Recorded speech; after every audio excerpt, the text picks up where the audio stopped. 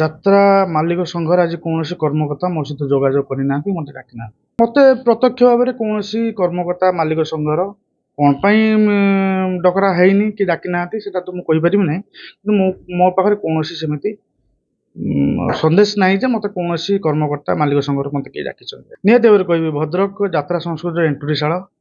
ମୋତେ ଲାଗୁଛି ବିଗତ ଦିନରେ ଯାହା ଇସ୍ୟୁ ଘଟୁଛି ତାକୁ ଲିଙ୍କ କରିକି ହଉ କି ଅଲଗା କୌଣସି କାରଣ ପାଇଁ ମୋତେ ସେଥିପାଇଁ ମୋତେ ଡକାଯାଇ ନାହିଁ। ନରି ପଣ୍ଡାଙ୍କ ପାଇଁ ଡକାଗଲାନି କାରଣ ଯେହେତୁ ନରି ପଣ୍ଡାଙ୍କ ହେଇଥାଇପାରେ ଯେହେତୁ ସେ ଭଦ୍ରକର କଳାକାର ଜଣେ, ଯେହେତୁ ଭଦ୍ରକ ମାଟିର ଇଏ ଗୋଟିଏ ଯାତ୍ରା ଅନୁଷ୍ଠାନ, ସେଥିପାଇଁ ମୋତେ ଡକରା ହେଇନି। ମୁଁ ଏହା ଆଶା କରିବି। ଆଜ୍ଞା, ଇଏ କିଛି ନୁହେଁ, ଆଗକୁ ଆହୁରି ମଧ୍ୟ ଏହାଠୁ ଭୟଙ୍କର ପରିସ୍ଥିତି ହେବ। ମାଲିକମାନେ କଳାକାରଙ୍କୁ ଅତ୍ୟଧିକ ନିର୍ଯାତନା ଦେବା ବିଗତ ଦିନ ନଜିର ଅଛି, ଆଗକୁ ବହୁତ ଭୟଙ୍କର ହେବ। କାରଣ ନିରୀହ କଳାକାରମାନେ ମାଡ଼ ଖାଇବାର ପ୍ରମୁଖ କାରଣ ହେଉଛି ମାଲିକମାନଙ୍କ ଭିତରେ ସମନ୍ୱୟ ରକ୍ଷା ହେଉନି।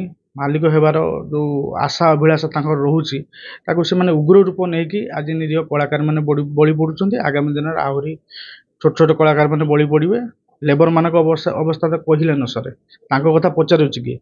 ଯେଉଁଠି କୌଣସି ଏକ କଳାକାରକୁ 40 ଲକ୍ଷ 50 ଲକ୍ଷ ଗାଡ଼ି ଯଚାଗଲାଣି, ତ କେଉଁଠି 80 ଲକ୍ଷ 90 ଲକ୍ଷ ଯଚାଗଲାଣି। ତେଣୁ ଏ ସଂସ୍ଥା ଆଗାମୀ ଦିନରେ ଦୁର୍ନୀତିଗାମୀ ଆଡ଼କୁ ଗତି କରୁଛି, କେବଳ ମାଲିକମାନଙ୍କ ପାଇଁ।